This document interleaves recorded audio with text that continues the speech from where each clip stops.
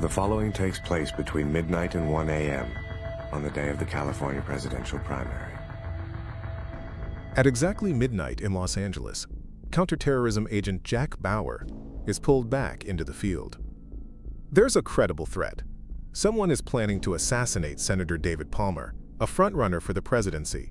Palmer is the first black man with a serious chance at the Oval Office, and someone doesn't want him to get there. But that's only half the story.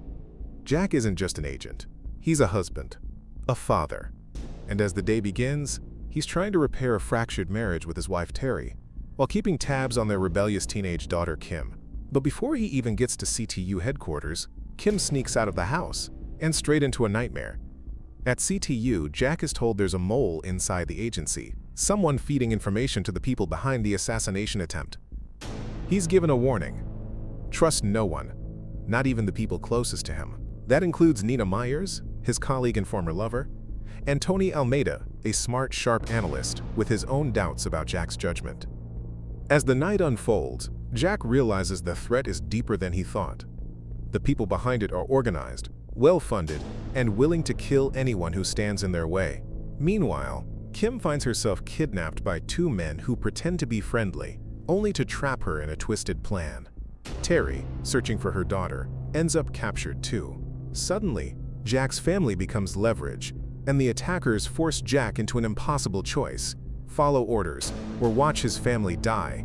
He plays along, at first, but Jack Bauer doesn't follow rules for long. He fakes compliance, tracks leads, and slowly begins unraveling the network of conspirators. He uncovers clues: a suicide that wasn't a suicide, a connection to a covert U.S. operation in Kosovo. Years ago, Jack led a Black Ops mission to eliminate Victor Drazen, a war criminal responsible for countless atrocities. The mission was successful, or so they thought. Now, Drazen's sons want revenge. And Jack Bauer is their main target. But they don't just want to kill him, they want him to suffer. And that means using Kim and Teri as pawns. The attackers stage a series of traps and fake-outs. Jack breaks laws, breaks into police custody, and even breaks down emotionally. But he keeps going. David Palmer, meanwhile, is dealing with his own crisis. His son was involved in a cover-up, and the truth threatens to derail his campaign. His wife, Sherry, is willing to lie, spin, and manipulate to keep the campaign alive. But Palmer refuses to compromise his integrity.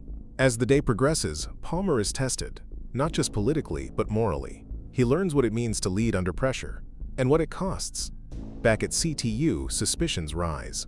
A second assassination attempt is foiled, but the threat escalates. Jack learns that Victor Drazen is still alive, held secretly by the U.S. government. The attackers want a trade, Victor for Kim. It's a trap, but Jack has no choice.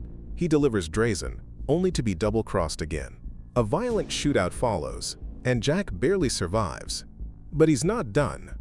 In the final hours of the day, Jack storms the Drazen's location in a brutal assault. One by one, he eliminates them. The revenge plot ends in bloodshed. Finally, it seems like the nightmare is over, but 24 doesn't end with a happy reunion. There's still one more betrayal. Throughout the day, Jack trusted Nina Myers. She was by his side. She helped him track leads. She supported him at every turn. Until now, it's revealed that Nina is the mole, the one feeding intel to the enemy from the start.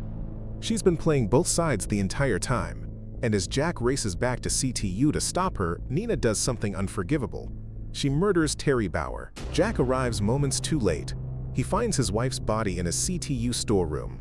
The woman he spent all day trying to protect is gone.